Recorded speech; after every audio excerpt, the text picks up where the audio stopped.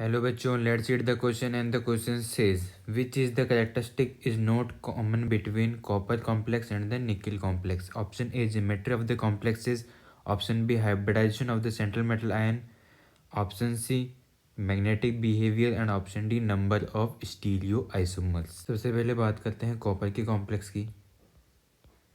तो यहाँ पे EN जो है वो रिप्रेजेंट करता है इथेन डायमीन को। कॉपर की ऑक्सीडेशन स्टेट यहाँ पे हो जाएगी +2, क्योंकि इथेन डायमीन की जो वो होता है वो न्यूट्रल होता है हमारा, तो कॉपर की +2 हो जाएगी।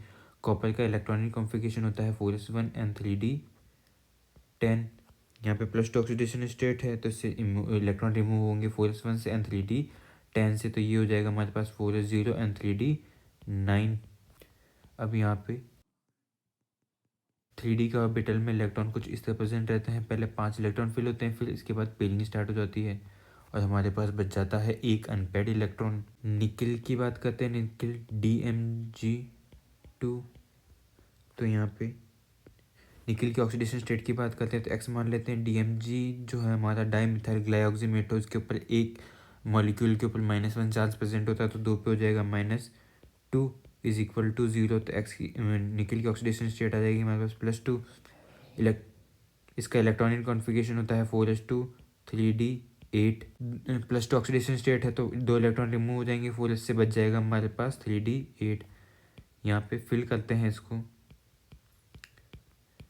तो पहले 5 इलेक्ट्रॉन फिल होंगे, उसके बाद पेयरिंग स्टार्ट हो जाएगी। यहाँ पे बच जाएंगे 2 अनपेयर्ड इलेक्ट्रॉन। बट हमें पता है कि DMG जो है हमारा वो एक स्ट्रॉन्ग फील्ड लिगेंड है, तो इसकी वजह से ये 2 अनपेयर्ड इलेक्ट्रॉन भी पेयर कर लेंगे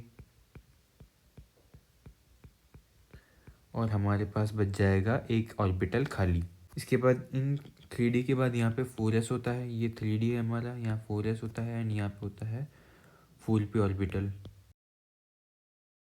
तो यहाँ पे d ऑर्बिटल एम्प्टी रह जाएगा, यहाँ पे 4s का एक ऑर्बिटल और 4p के 2 ऑर्बिटल लेके ये बना देगा यहाँ पे हाइब्रिडाइजेशन हमारा DsP2, date is square planar.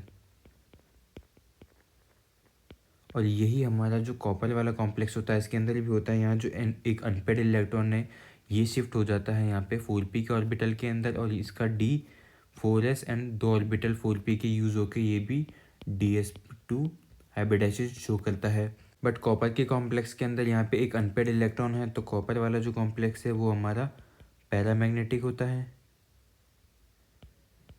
And जो हमारा निकिल वाला कॉम्प्लेक्स है वो डायमैग्नेटिक होता है, क्योंकि उसके अंदर एक भी अनपेयर्ड इलेक्ट्रॉन नहीं है।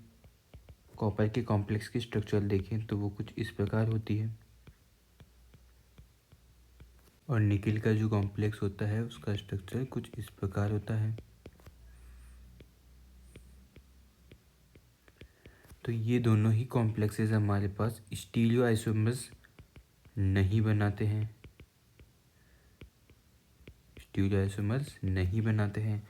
हमसे क्वेश्चन में पूछा था कि ये जो दोनों कॉम्प्लेक्सेस हैं वो किस कैरेक्टरिस्टिक के लिए कॉमन नहीं है, मतलब वहाँ जहाँ पे वो डिफर कर रहे हैं। ज्योमेट्री ऑफ कॉम्प्लेक्स तो दोनों प्लेनर है। ऑप्शन बी की बात करते हैं हाइब्रिडाइजेशन, तो यहाँ पे दोनों DsP2 हैं। डी की बात करें तो दोनों स्टीरियोआइसोमर फॉर्म नहीं करते, तो ऑप्शन डी भी हमारा गलत हो जाता है, क्योंकि ये तो इन के अंदर कॉमन बात है, हमें बतानी है कि इनमें क्या कॉमन नहीं है।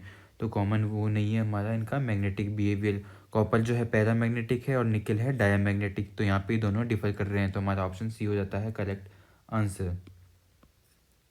Hope and stood it well, all the best.